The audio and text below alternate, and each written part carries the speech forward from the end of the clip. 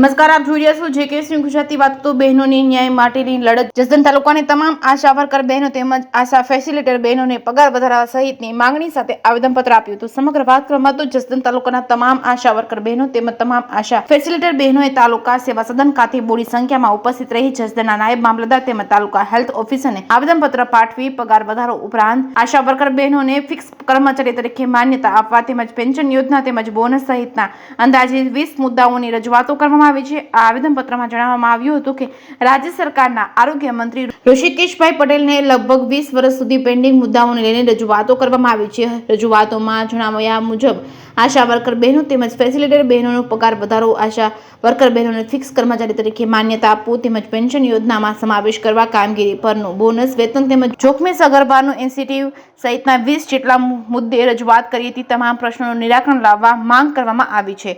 જેકેએસ news Gujarati સાથે કરશન બામટા, આટકોટ.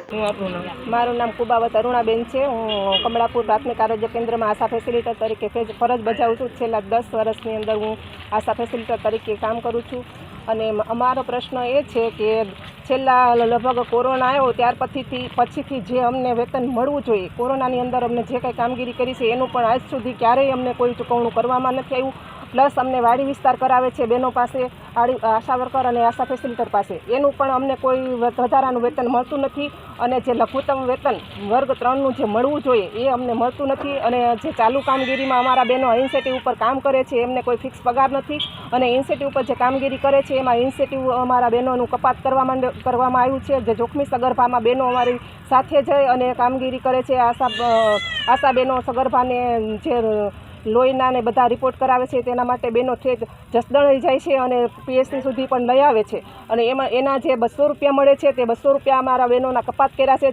ચાર તપાસ મળે છે, એ 4 તપાસના પણ પૈસા કપાત કરવામાં આવ્યા છે. અને ઇન્સેન્ટિવમાંથી પગાર કપાત કરવા માંડ્યા છે, જે અમારું ફિક્સ વેતન નથી. અને અમારી જે કામગીરી છે એ કામગીરીમાંથી પણ જો અમને કપાત કરી અને અમને ચૂકવણું કરે તો અમારી પાછળ વધે શું? અને અમે જે ટૂર કરીએ છીએ એ અમને ટૂરના જ પૈસા મળે છે. અને વધારા